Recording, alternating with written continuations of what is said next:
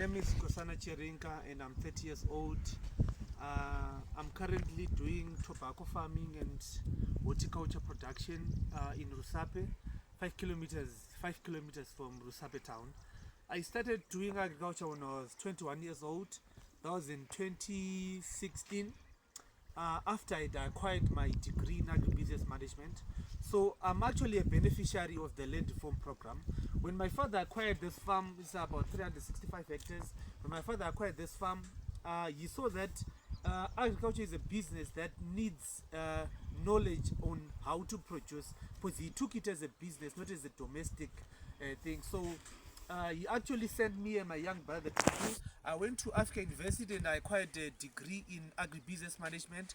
Then my young brother, he went to Black 4B and he acquired a diploma in agriculture and crop production.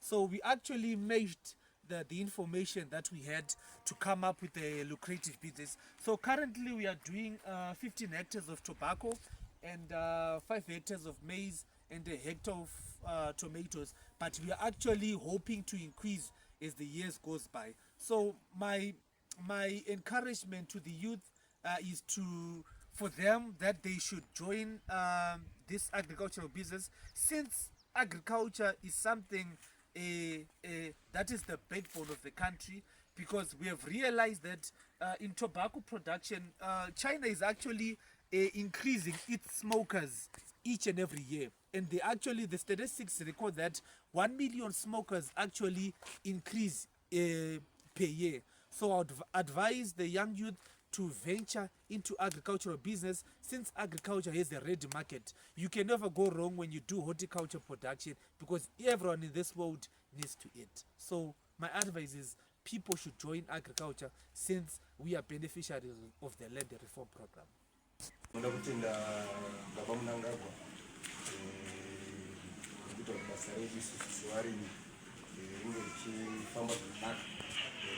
now, dispensation, President Waka kutinge tichitsvaga investors, but zvese tichizviita through the ministry plans, inenge ichitimirira I'm doing it with a certain white guy. Since takaita investments together, takwanisa kuimpira 130 acres. Some of them were people were they are surviving well, and some of them wanting small plots. One of tikawapa mari dzetinowapa, vanotenga fertilizer avo zvichivabatsira so currently improve system yedu yecuring facility. Taingoshandisa convectional, but now improve kusvika pane mamwe standards ekuti takushandisa inonzi choke system inenge ichidistributa zvechimanje manje. Ndo zvatakuita izvozvi. Tinoda kunyanya kutenda president zvakanyanya nenyaya yekuti watibatsiridza zvakare panyaya dzematitle deeds. Zvinova izvo zvichasimbaradza kuchina zvimwe murungu kana ani achava achindivhiringa land ino yato yangu sewe chidiki. Ndototi hapasina kana chombodzokera kumashure, ndicharamba ndichiwimba ndina Baba Mnangagwa nepresident negovernment yedu yeZANU-PF inotungamirwa naBaba Mnangagwa. Saka ndinozvitenda izvo. Zita rangu ndinoitwa Jackson Richard, assistant manager wepapurazi rino patidai kuri mafusha purazi ravamugomba vaJoseph Mugomba nofunga vatirikuti vari musiri kudedzi kudai zvikuda kutsanangurawo maererano nekuwana raramiro kuita vekuita mushure meland reform program. Mugore ra2021 tichitanga kupinda panapa iyi, zvinhu zvave zvakaderera uyezve zvave zvakaoma iri rimwe chete, asi petakatenderwawo kuti pave nemubatano kana kubatanidzwa pakati pevanenge majoint venture, atingati majoint venture, nevanenge vaino mari nevanenge vaine ifu, kuti tikwanisewo kuva neraramo. Takakwanisawo kuwanawo 127 families dzatiri kuchengetawo pano, tiri kurarama pano nekuri mochi fudya iyoyi. Tokunga isu pano tinorima mahectares anokwana 60 hectares.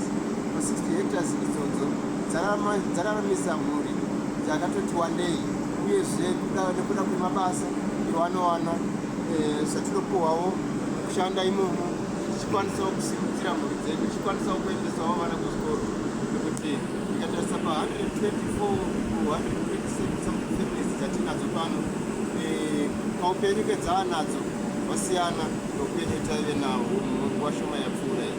Ndinotaura dai izvi ndakatotarisa nharaunda yatigere nekuti vanhu vatinavo panapa havana kubva kure kure vanhu venharaunda iyoyi.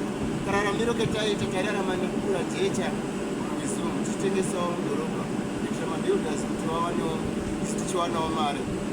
Asi pakazoya iyi project takuona takurarama zviri nani, takukwanisawo kuwanawo tumari tunosara turi muhoma, tumari tokuendesawo vana kuzvikoro nekutopenyawo kukunyatsa kuoneka kunzi aiwa baba vaya vakushanda.